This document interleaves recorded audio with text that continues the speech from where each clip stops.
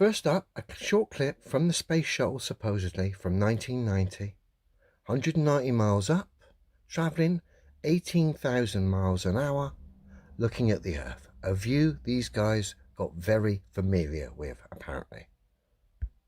And this is the kind of view you have from the orbit that we finally got to, about 190 miles above the Earth, traveling about 18,000 miles an hour. In fact, that's pretty much the way we saw it for most of the time we were up there. There was a...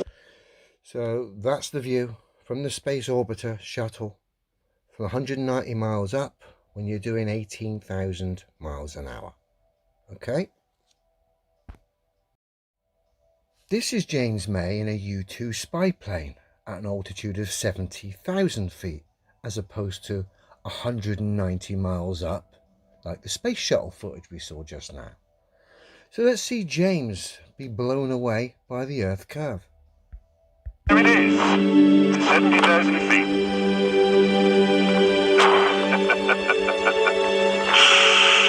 This is madness. Is there anybody else up there? Presumably not. Yes! Oh man, I've got that curvature of the horizon thing. Amazing, James. Looks very familiar. Looks almost the same as the space shuttle from back in the day. I wonder what happens if we compare the two here. Bear with me. So I blended the image from James being blown away by supposedly seeing curve at 70,000 feet out of his window here. And I blended the image of supposed curve from 190 miles up from the space shuttle. Let's see how they work out as far as comparing them to each other. James May, U-2, spy plane, space shuttle. Strange. U-2 spy plane, space shuttle. Exactly the same.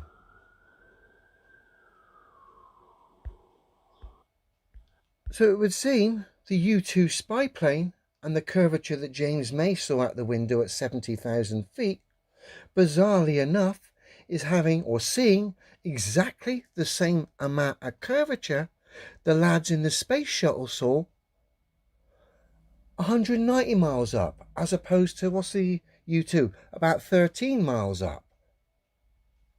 So 177 miles higher up, you see the same amount of curve. Strange.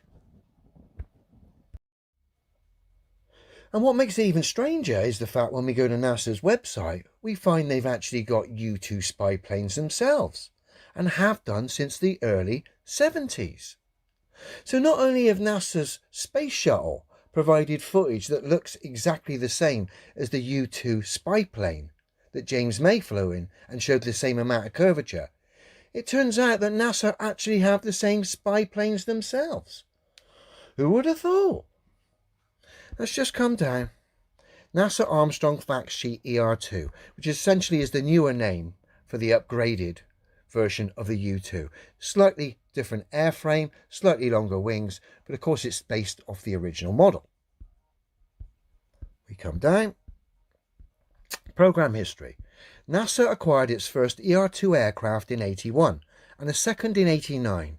They replaced the two Lockheed U-2 aircraft which NASA had used to collect science data since 1971. Now this is really strange because the U-2 aircraft was meant to have been phased out and retired in the 1960s, sorry. 1966 the SR-71 came into service, and by the end of the 60s the U-2 plane was thought to have been totally retired, partly because of satellites and partly because of the SR-71. Strange that in 71 NASA would acquire two old spy planes, considering 2 years earlier they supposedly had men on the moon. Doesn't make any sense. NASA have sent men onto the moon driving about in buggies playing golf, and then a few years later they acquire old spy planes that should have retired several years earlier and have kept spy planes ever since. Kind of gives the game away, don't you think? It would seem NASA bought those planes to provide high altitude footage which they were going to cite was coming from space. The fact we've compared those two images kind of highlights that. The timeline kind of highlights that. The fact this plane is still around really highlights the absurdity of all of this heliocentric space, satellites going around balls and all the nonsense. And what makes it even more obvious is the payload options available to this plane. Does all the things supposedly satellites do and more, whether it be weather, spying, crops, evaluating for farmers, whatever. It's rather obvious at this point in time. And in this instance, we're going to thank NASA and their timelines and their footage and the U-2 spy plane for making a mockery of the mainstream narrative. Thanks, guys.